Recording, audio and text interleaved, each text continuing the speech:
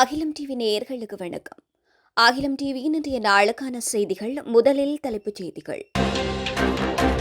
கல்வி சீர்திருத்தம் குறித்து பிரதமர் வெளியிட்டுள்ள அறிவிப்பு.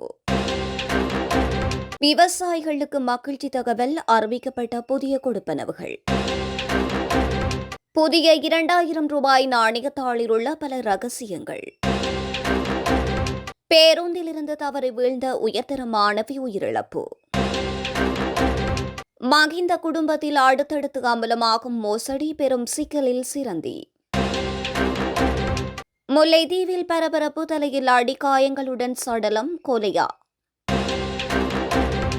கொழும்பில் உண்ணாவிரத போராட்டம், மட்டக்களப்பு நபர் ஆபத்தான நிலையில். நாட்டில் பதிவாகியுள்ள 6 துப்பாக்கிச்சூட்டுச் சம்பவங்கள். விழுந்து நொறுங்கிய விமானம், அரசியல்வாதி உட்பட 15 பேர் பலி.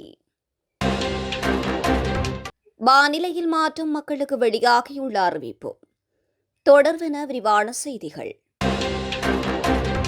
இந்த வருடம் 6ஆம் தரத்தில் இணையும் மாணவர்களையும் புதிய கல்வி சீர்திருத்தங்களின் கீழ் கொண்டு வருவதற்கான திட்டம் ஒன்று தற்போது தயாரிக்கப்பட்டு வருவதாக பிரதமர் ஹரணி அமரசூரிய தெரிவித்துள்ளார்.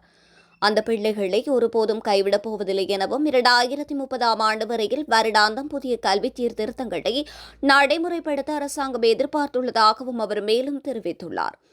இன்றைய தினம் அந்துருக்கிரிய குணசேகர வித்தியாலயத்தில் ஆரம்பமான புதிய கல்வி சீர்திருத்தங்களின் கீழ் 1ஆம் தர மாணவர்களை இணைத்துக் கொள்ளும் தேசிய விழாவில் கலந்து கொண்டு உரையாற்றிய போதே பிரதமர் இந்த கருத்துக்களை வெளியிட்டுள்ளார். அவர் மேலும் கருத்து தெரிவிக்கையில், ஆசிரியர் மைய கல்விக்கு பதிலாக மாணவர் மைய கல்வியை ஸ்தாபிப்பதற்கு நடவடிக்கை எடுக்கப்படும். புதிய கல்வி சீர்திருத்தங்களினூடாக நற்பண்புகள் மற்றும் பச்சாதாபம் கொண்ட மாணவர் சமுதாயத்தை உருவாக்க முடியும். பிள்ளைகள் சுமந்து செல்லும் புத்தக பையின் இடையே குறைப்பதிலிருந்து ஆரம்பிக்கப்படும் இந்த வேலை திட்டம் மன அழுத்தமின்றி கல்வி கற்பதற்கு தேவையான சூழலை உருவாக்க பயன்படுத்தப்படும் என்று தெரிவித்துள்ளார். 2026ஆம் ஆண்டு பிப்ரவரி மாதம் முதல் நடைமுறைக்கு வரும் வகையில் விவசாயிகளுக்காக காப்புறுதி மாதம் பிரகடனப்படுத்தப்பட்டுள்ளது. விவசாய கால்நடை, காணி மற்றும் நீர்ப்பாசன அமைச்சின் கீழுள்ள விவசாய காப்புறுதி சபையினால் குறித்த திட்டம் நடைமுறைப்படுத்தப்பட்டுள்ளது. அதன்படி நெல், மக்காச்சோளம், உருளைக்கிழங்கு, பெரிய வெங்காயம், சோயா, அவரை, மிளகாய் உள்ளிட்ட அனைத்து பயிர்களுக்கும் வறட்சி, வெள்ளம், காட்டு யானைகள், பூச்சி தாக்கம், தீ விபத்துகள், நோய்கள் மற்றும் பீடைகளினால் ஏற்படும் அனைத்து சேதங்களுக்கும் காப்புறுதி பாதுகாப்பை பெற்றுக் கொள்ள முடியும். குறைந்த தவணை கட்டணத்தை செலுத்தி பெற்றுக் கொள்ளப்படுகின்ற இந்த காப்புறுதி திட்டங்களின் மூலம் இயற்கை அனர்த்தங்கள் உள்ளிட்ட பயிர் சேதங்களுக்கு இழப்பீடு பெற்றுக் கொள்ள முடியும். கவுப்பி, பாசிப்பயிறு, உளுந்து, குரக்கன், நிலக்கடலை, எள்ளு, கொள்ளு ஆகிய பயிர்களுக்கு ஏக்கருக்கு ரூபாய் 60,000 ரூபாய் பெற்றுக்கொள்வதற்கு செலுத்த வேண்டிய தவணை கட்டணம் காப்புறுதி தொகையில் 7% ஆகும். இது தவிர சர்க்கரை வள்ளி, மரவள்ளி, பால் கிழங்கு, பீட்ரூட், கோவா, கேரட், லீக், சிறிய வெங்காயம், கத்தரி, வெண்டை, அவரை, குடைமிளகாய், தக்காளி, பயிற்றங்காய், பூசணி ஆகிய பயிர்களுக்கு ஏக்கருக்கு காப்புறுதி தொகையில் 7% செலுத்துவது போதுமானதாகும். அதன்படி சர்க்கரை வட்டி செய்கையில் ஏக்கருக்கு ரூபாய் 1,00,000 காப்புறுதி பாதுகாப்பை பெறுவதற்கு செலுத்த வேண்டிய காப்புறுதி கட்டணம் தவணை கட்டணமாக 7,000 ரூபாய் காணப்படுகிறது. குறித்த திட்டங்களில் பங்களிப்பு செய்து பயிர் சேத அபாயங்களை பாதுகாத்துக் கொள்ளுமாறு விவசாயம் மற்றும் விவசாய காப்புறுதி சபை விவசாயிகளிடம் கேட்டுக் கொள்கின்றது. இது தொடர்பிலான விவரங்களை விவசாய காப்புறுதி சபையின் தலைமை அலுவலகம் மற்றும் நாடு முழுவதும் அமைந்துள்ள மாவட்ட அலுவலகங்களில் பெற்றுக் கொள்ள முடியும். புதிதாக அறிமுகப்படுத்தப்பட்ட 2000 ரூபாய் நாணயத்தாளில் பல ரகசிய அம்சங்கள் உள்ளடக்கப்பட்டுள்ளதாக மத்திய வங்கியின் ஆளுநர் நந்தலால் வீரசிங்க தெரிவித்துள்ளார். மத்திய வங்கியின் தலைமை அலுவலகத்தில் நேற்றைய தினம் இடம்பெற்ற செய்தியாளர் சந்திப்பின் போது அவர் இந்த விடயத்தை தெரிவித்துள்ளார். தொடர்ந்தும் தெரிவிக்கையில், இலங்கை மத்திய வங்கியின் 75 ஆண்டு கால நிறைவை முன்னிட்டு 2000 ரூபாய் நாணயத்தாள் புழக்கத்தில் விடப்பட்டுள்ளது. இந்த 2000 ரூபாவிற்கு ஒப்பானதாக போலி நாணயத்தாள்கள் புழக்கத்தில் காணப்படுவதாக ஒரு சில செய்திகள் வெளியாகியுள்ளதையும் மக்கள் மத்தியில் அச்சநிலை காணப்படுவதையும் அவதானிக்க முடிகின்றது. நாணய விநியோகத்திற்கு புதிதாக ஒரு நாணயத்தாளை அறிமுகப்படுத்தப்படும் போது இவ்வாறான சிக்கல்கள் தோற்றம் பெறுவது வழமையானது. 2000 ரூபாய் நாணயத்தாளில் பல ரகசிய அம்சங்கள் உள்ளடக்கப்பட்டுள்ளன. 2000 ரூபாய் போலி நாணய புழக்கம் தொடர்பில் எவ்வித முறைப்பாடுகளும் இதுவரையில் கிடைக்கப்பெறவில்லை என்று குறிப்பிட்டுள்ளார். பேருந்திலிருந்து தவறி விழுந்த உயர்தர மாணவி உயிரிழந்த சம்பவம் சோகத்தை ஏற்படுத்தியுள்ளது. கண்டி பிரதேசத்தைச் சேர்ந்த 17 வயதுடைய அப்சரா தசநாயக்க என்ற மாணவியை பேருந்தில் இருந்து கீழே வீழ்ந்து படுகாயமடைந்த நிலையில் சிகிச்சை பலனின்றி உயிரிழந்துள்ளார். மேலதிக வகுப்பிற்கு சென்று மீண்டும் பேருந்தில் வீடு திரும்பியுள்ள நிலையில் பேருந்தில் இருந்து இறங்க முயன்ற வேளையில் அவரை கீழே வீழ்ந்துள்ளார். இதன்போது படுகாயமடைந்தவர் கண்டி போதனா வைத்தியசாலையில் அனுமதிக்கப்பட்டு தீவிர சிகிச்சை பிரிவில் சிகிச்சை பெற்று வந்த நிலையில் உயிரிழந்ததாக தெரிவிக்கப்படுகின்றது. விபத்துடன் தொடர்புடைய பேருந்தின் ஓட்டுநர் கைது செய்யப்பட்டுள்ள நிலையில் போலீசார் இது தொடர்பிலான மேலதிக விசாரணைகளை மேற்கொண்டு வருகின்றனர். முன்னாள் ஜனாதிபதி மஹிந்த ராஜபக்சவின் மனைவியான சிரந்தி ராஜபக்ச சிரிலிய என்ற பெயரில் வங்கிக் கணக்கு மூலம் பல மில்லியன் ரூபாவை மோசடி செய்ததாக கூறப்படுகின்ற குற்றச்சாட்டு தொடர்பில் வாக்குமூலம் அளிக்க மற்றும் ஒரு திகதி வழங்கப்படும் என்று போலீஸ் நிதி குற்றப்புலனாய்வு பிரிவு வட்டாரங்கள் தெரிவித்துள்ளன. முன்னாள் ஜனாதிபதி மஹிந்த ராஜபக்சவின் மனைவி சிரந்தி ராஜபக்ச கொழும்பு பியூசியஸ் கல்லூரிக்கு அருகில் வீடொன்றினை கொள்வனவு செய்ததில் முறைகேடுகள் இடம்பெற்றுள்ளதாக கூறி ஊழலுக்கு எதிரான அமைப்பு முறைப்பாடு செய்திருந்தது.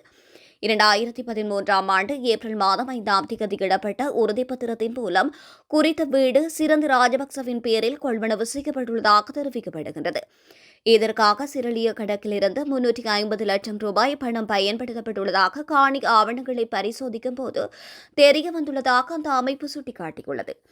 குறித்த நிதி மோசடி தொடர்பில் சிரந்தி ராஜபக்ச கடந்த 27ஆம் தேதி நிதி குற்றப்புலனாய்வு பிரிவில் முன்னிலையாகுமாறு அறிவிக்கப்பட்டிருந்தது.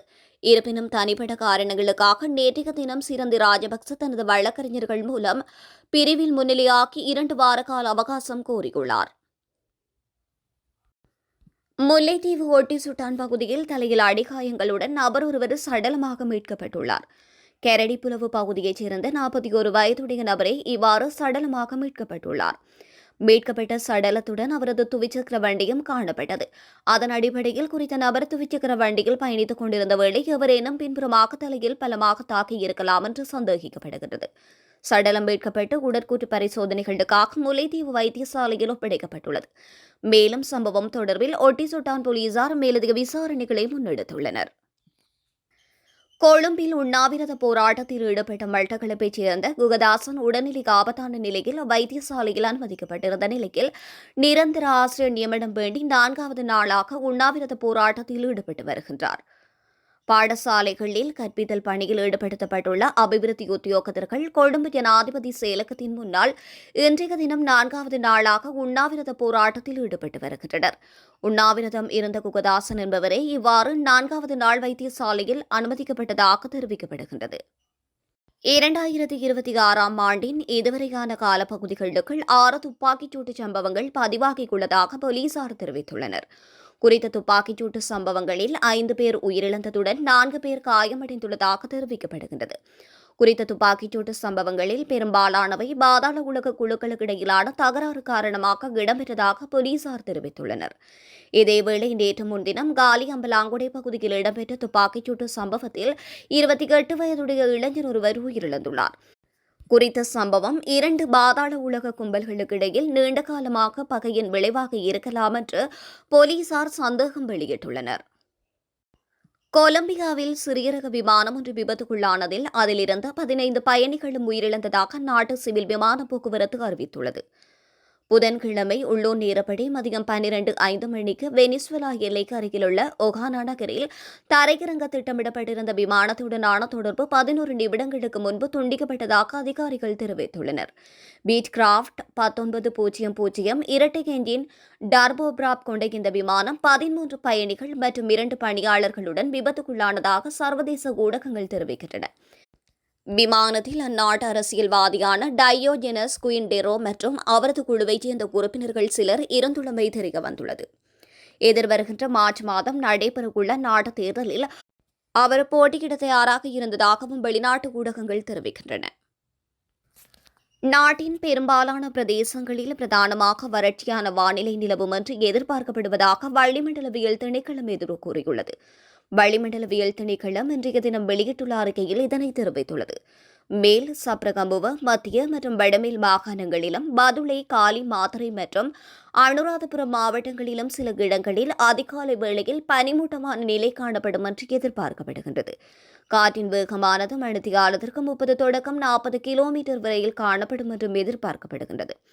களுத்துறையிலிருந்து கொழும்பு மற்றும் புத்தளம் ஊடாக மன்னார் வரையிலான கரையோரத்திற்கு அப்பாற்பட்ட கடற்பரப்புகளிலும், மாத்தறையிலிருந்து ஹம்பாந்தோட்டை ஊடாக பொத்துவில் வரையான கரையோரத்திற்கு அப்பாற்பட்ட கடற்பரப்புகளிலும் காற்றின் வேகமானது அவ்வப்போது மணித்தியாலத்திற்கு 45 தொடக்கம் 50 கிலோமீட்டர் வரை அதிகரிக்கக்கூடிய சாத்தியம் காணப்படுகின்றது.